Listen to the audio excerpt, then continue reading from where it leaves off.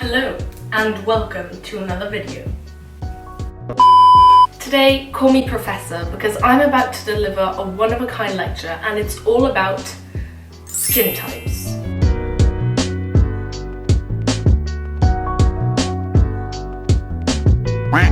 Now, I'm sure you already know, we all have different skin.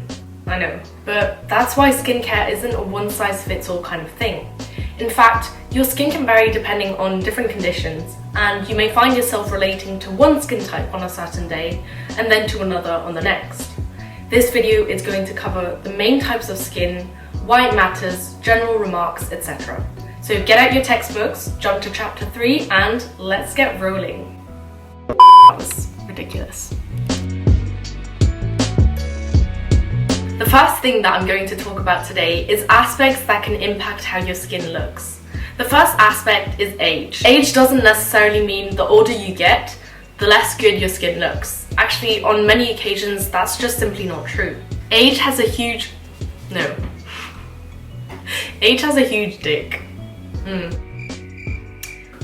Age plays a role in regulating your hormone levels, which in turn operate on different bodily functions. So when you're a teenager and your hormones basically go into chaos, your body reacts the same way. And you'll have pimples, acne, breakouts, all the shit that you can think of that no one wants to go through but has to regardless. Also, age defines the different stages of life. So at different stages, you'll experience different stressors, including physical stressors such as climate and sun exposure, and psychological stresses like daily events and big life changes. And then as you get older, it's just normal that your skin goes through more wear and tear, so it gets progressively more damaged. Although our skin cells do renew every so often, it's important to take care of our skin throughout our whole life because the way you treat your skin at a certain point will determine how it looks at the next point in your life. Okay, so the second aspect that I'm going to talk about is diet. Diet brings different nutrients, vitamins and minerals that can drastically impact the appearance of your skin. I know also that many people have foods that they avoid just because they trigger acne and other reactions. Also, I think it's common sense to say that whole foods are more likely to help maintain balanced and healthy skin, whilst processed and junk foods are not. Personally, while switching to a vegetarian diet and eating more plant-based foods, I noticed a drastic improvement in how my skin looks and just the overall feeling of it. So basically, go vegetarian or go vegan, save the animals, you know, that kind of shit. Now let's talk about sleep and stress, the one you've all been trying to get out of, but no, we are going there. So suck it up and sit back down. Not getting enough sleep, that means your body doesn't have enough time to restore and repair damaged cells, including those of your skin barrier. The stress hormone cortisol is responsible for slowing metabolism, attenuating the inflammatory response, and basically just jiggling and mixing things up in your body, so causing a lot of imbalance. Studies have shown that psychological stress and skin diseases may be correlated, meaning that stress has a bigger impact on skin than you may think. The less you sleep, the lower your body will be able to tolerate high amounts of stress and regulate different functions properly. So get your sleep, get your 7 to 8 hours, and yeah, don't fucking mess that up. Obey. Do you feel like your skin is constantly congested? That you always have a layer of oil sitting on top of your skin menacingly? Do you feel like products just sit on top of your skin and can't get absorbed no matter how well you try? That your routine just isn't helpful at all? Then if you guessed oily skin, you guessed correctly. And yeah, you can take my place. I'm just gonna sit back down, enjoy coffee. Well, your primary focus here is controlling sebum production whilst also maintaining a healthy and balanced barrier. What that means is that you want to control the excess oil that may be produced by your skin, whilst also preventing your skin from being overly stripped, which can occur when you're using too many exfoliant products or too many drying products on your skin, which ironically will lead your skin to producing more sebum and just fucking up the whole system. So yeah, you're welcome. Don't overly exfoliate. Some skincare ingredients that you can look out for are salicylic acid, which it's a miracle I pronounced it right the first time. Salicylic acid is a chemical exfoliant, and you can find it in different forms, such as in a powdery / pasty form that you can apply right on top of pimples, but you can also find it in a more diluted form, which you can apply as an exfoliant after cleansing. The next ingredient, which I really like, is niacinamide, also known as vitamin B3. Niacinamide is excellent for brightening the skin and getting rid of uneven spots on the skin, such as after a breakout when your acne becomes like a kind of scar. So this process known as scarring can be really annoying to get rid of, and it can just leave dark spots all over your skin, which for some people is a big insecurity. So niacinamide can help get rid of this, and it just helps even your skin tone and make you look more glowy. Now, this is an ingredient that I like, but it's also more useful for mature skin. It's retinol, and retinol is also known as vitamin A. It works both on the surface and the middle layers of the skin to unclog pores, smooth scars, improve tone and texture. The last ingredient that I want to talk about is more an ingredient for hydration, but I think it's really important for acne-prone skin. These ingredients are known as humectants, such as hyaluronic acid. Humectants basically attract and bind water without feeling overbearing to the skin, which can be very helpful for oilier skin because it doesn't create a huge layer that can basically sit on top and feel very suffocating and also clog pores. So in this case, humectants will help restore the moisture barrier, but also help your skin breathe. Is your skin flaky? Do you feel constantly dry, in need of moisture? Is your skin thirsty? Maybe your skin feels cracked, red, uncomfortable? Then in that case, you probably have dry skin. Dry skin is characterized by a lower sebum production than normal, resulting in skin that lacks the lipids that help retain moisture. Your primary focus is to help rehydrate and moisturize the skin, as well as treat any irregularities such as flakiness that may be a result of dry skin. As someone who has dry skin myself, I have many ingredients that I would like to share with you, but here are my top 4.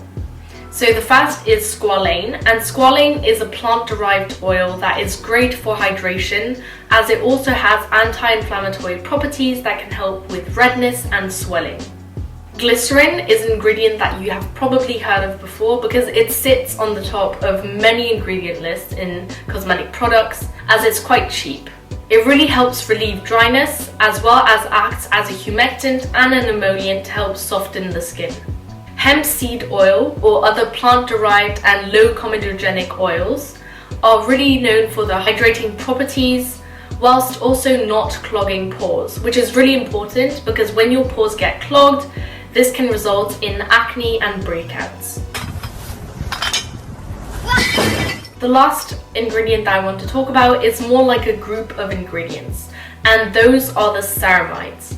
Ceramides are already present in your skin, and having them in products will help build up that damaged barrier, boost and help rejuvenate the skin. Are you really irritated quite quickly when you use new products? Do you react like an allergy when you're overly exposed to the sun or other chemicals? Do you experience redness? Then in that case, you probably have a very sensitive type of skin. Sensitive skin is defined as skin with a reduced tolerance to the application of cosmetic and personal products. This skin type is more prone to reactions such as redness and itching. It may be a sign of another condition. Your primary focus is to find products that help soothe your skin, protect it and lessen irritation. So there are a few ingredients that I do have in mind for sensitive skin. The first ingredient is ceramides. As I said already in the dry skin part of this video, ceramides are already present in your skin, which is why they have a lower chance of being irritating to your skin and will help sensitive skin acquire a healthier skin barrier.